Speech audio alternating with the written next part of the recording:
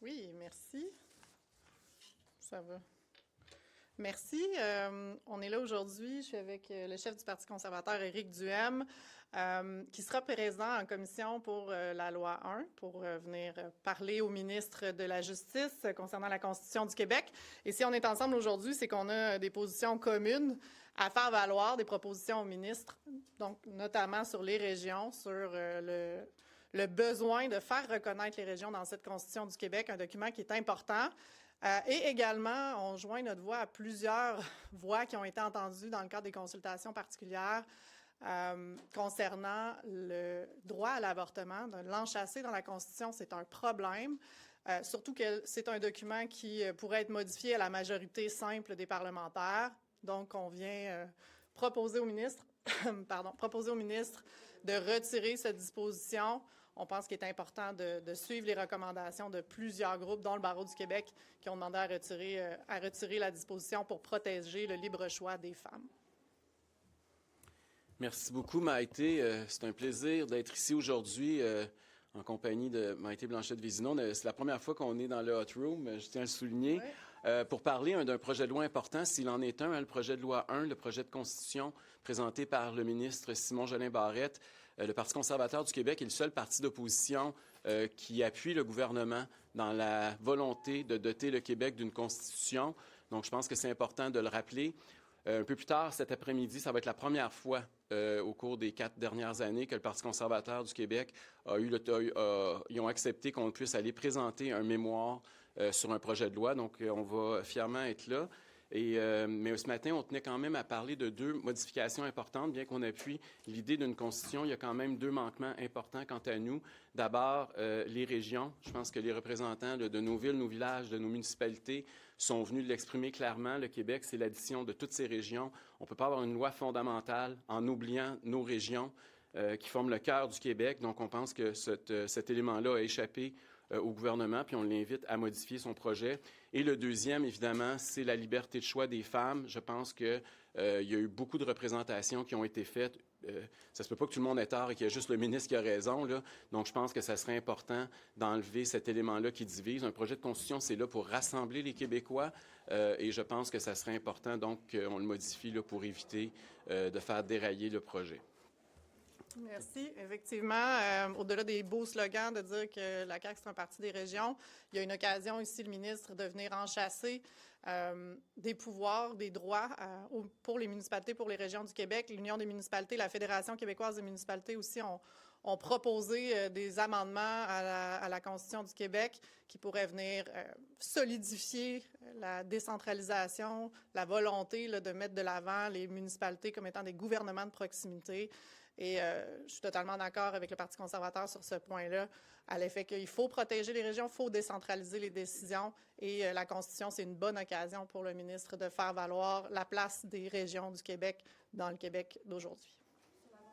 Juste préciser, là, donc vous préconisez là, que ça vraiment recule? Bien, on pense que le gouvernement doit reculer. Là. Plusieurs groupes de femmes et plusieurs organismes, même le Barreau du Québec, là, sont venus réitérer qu'il y avait un danger d'ouverture. Je pense qu'il y a un consensus, il y a un large consensus sur la liberté de choix des femmes au Québec et c'est inutile de réouvrir un débat qui a déjà été fait. Est-ce que les consultations qui ont lieu dans le cadre de la loi ici, du projet de loi, est-ce que pour vous c'est suffisant comme consultation des Québécois pour la Constitution? Parce que je comprends que vous appuyez la Constitution, oui. Donc pour vous, est-ce que c'est suffisant? C'est évident qu'un projet de Constitution doit avoir un consensus le plus large possible. Je me désole de voir qu'il y a 3 partis politiques de l'opposition qui s'opposent à un projet de Constitution.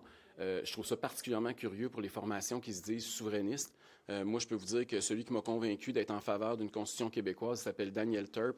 Il a été député autant du Parti québécois, du Bloc québécois. C'est un grand constitutionnaliste québécois.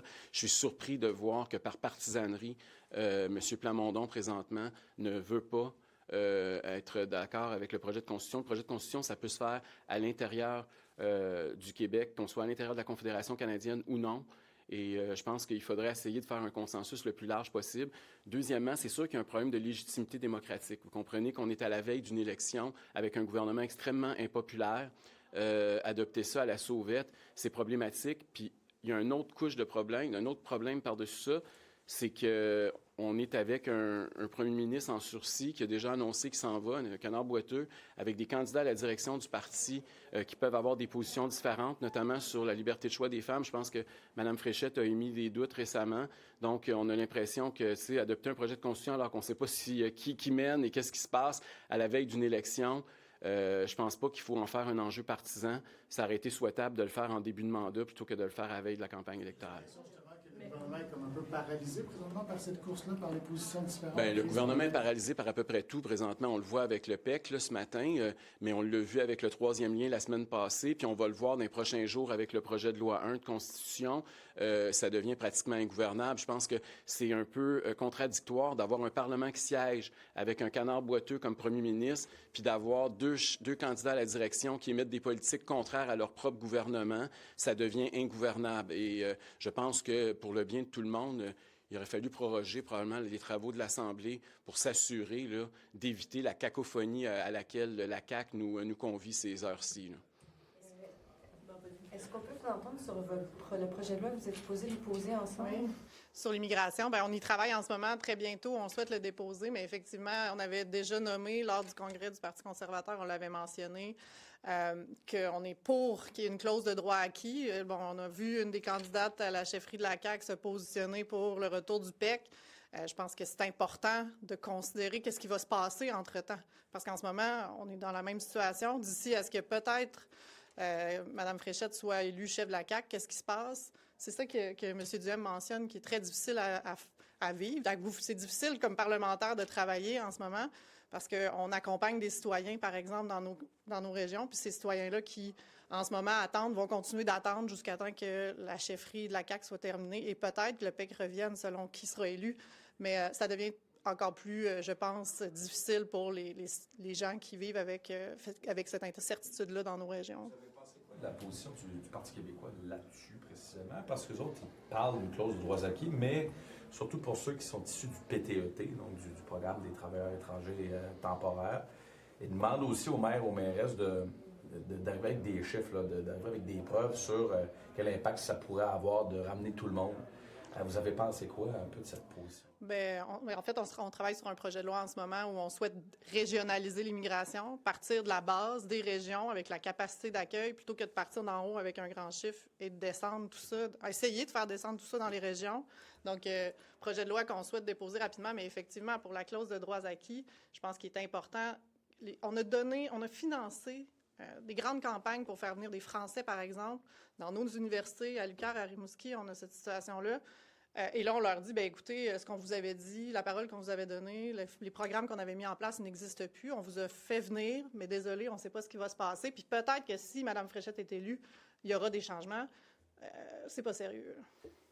Je pense que c'est aussi important de rappeler que le Parti conservateur veut décentraliser. Vous allez le voir dans le projet de loi dans quelques jours, alors que l'approche péquiste, c'est une approche centralisatrice où ils essayent de dicter aux régions quoi faire. Là. Je pense que c'est deux philosophies différentes. Cela étant dit, là, en politique, il faut aussi avoir l'honnêteté de reconnaître les bons coups. Là, moi, je veux lever mon chapeau à Mme Fréchette et à M. Drainville. Je pense que c'est important qu'ils marchent sur la peinture présentement. On a un ministre qui s'est peinturé dans le coin. C'est important de le sortir de là.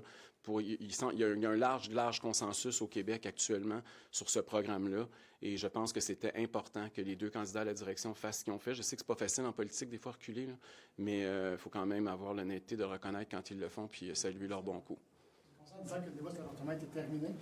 En 2022, vous avez des candidats pro-vie. Juste savoir, est-ce que pour une élection, vous allez avoir à nouveau les gens, moi, je fais une grosse distinction entre les valeurs personnelles. Puis je pense que tout le monde a le droit d'avoir les valeurs et les croyances qu'ils veulent. Ça, sur le plan individuel. Maintenant, sur le plan collectif, la liberté de vos valeurs puis de votre opinion arrête là où la liberté des autres commence. Et au Québec, on a un consensus sur le fait que les femmes sont libres de choisir. Non, mais c'est comme je vous dis, un individu, puis il y en a dans tous les partis en passant, là, un individu a le droit d'avoir les convictions qu'il veut, que ce soit religieuse ou sur cet enjeu-là en particulier. Cela étant dit, il ne faut pas que ça devienne la loi des autres. Et c'est là, pour moi, où il y a une distinction. Donc, un candidat qui dit, dans n'importe quel parti, là, qui a des convictions personnelles, mais qui ne veut pas l'imposer au niveau de la loi, je pense que politiquement, à la limite, c'est sa vie privée, là. Est-ce que vous seriez à l'aise avec quelqu'un qui a des convictions et qui les défend dans le cadre des activités du parti puis qui en fait la promotion? Ce que vous dites, c'est que ça devrait rester privé ne devrait pas en parler? Moi, j'ai été élu à la direction du Parti conservateur du Québec il y a près de 5 ans. Là, ça va faire 5 ans dans quelques jours, dans une course à la direction où j'ai dit que j'étais quelqu'un qui était pro-choix et que ça allait être ça sur mon leadership. J'ai pas changé d'avis. Les membres m'ont élu à 96 %, donc je pense que j'ai la légitimité démocratique aujourd'hui de vous dire que c'est la position du parti et qu'elle ne changera pas. Mettons qu'on regarde ce qui s'est passé avec les conservateurs à Ottawa. On s'est retrouvé avec des gouvernements qui avaient des positions pro-choix, mais qui laissaient certains de leurs députés militer contre le droit à l'avortement. Est-ce que vous tolériez ça? Je suis content que vous me parliez d'Ottawa parce que justement, c'est une législation fédérale et c'est pas... mais nous, non, il n'y a pas de débat à l'intérieur de nos rangs sur cet enjeu-là. Donc, des candidats ne pourraient pas militer ou publier des messages sur des blogs, des réseaux sociaux en faveur... Vous avez tout compris. Dans un caucus conservateur, il faudrait donc...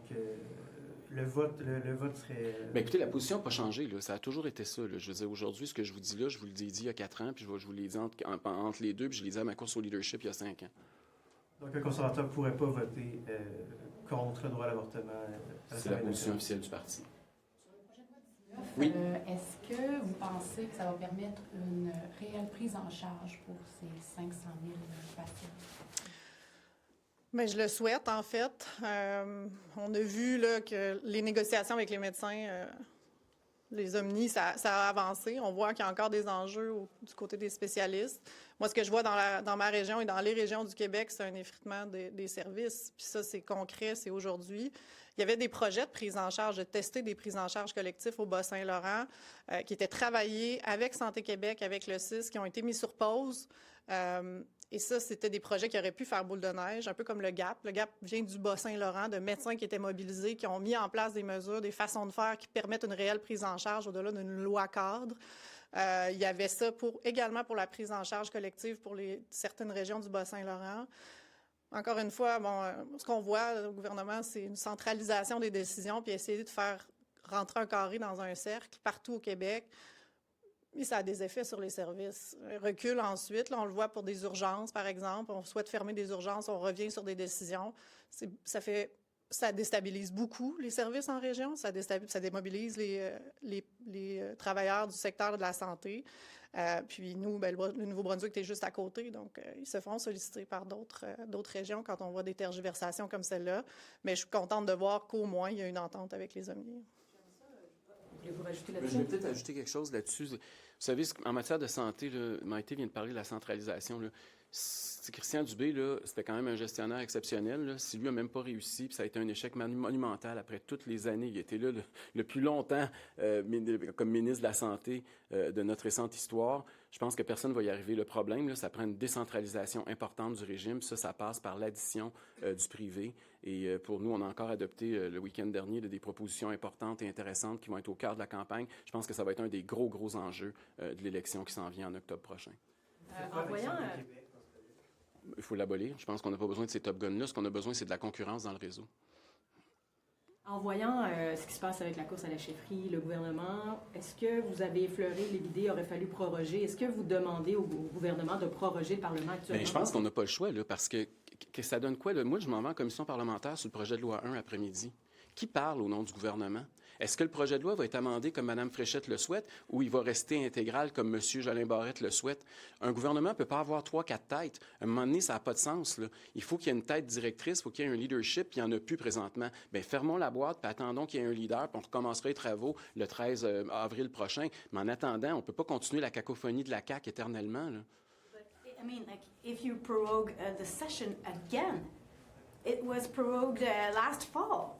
I know, but we have no premier. I mean, the premier, we already know he's leaving. We have two candidates right now that are saying things that are completely the opposite of what the government is promoting and doing daily.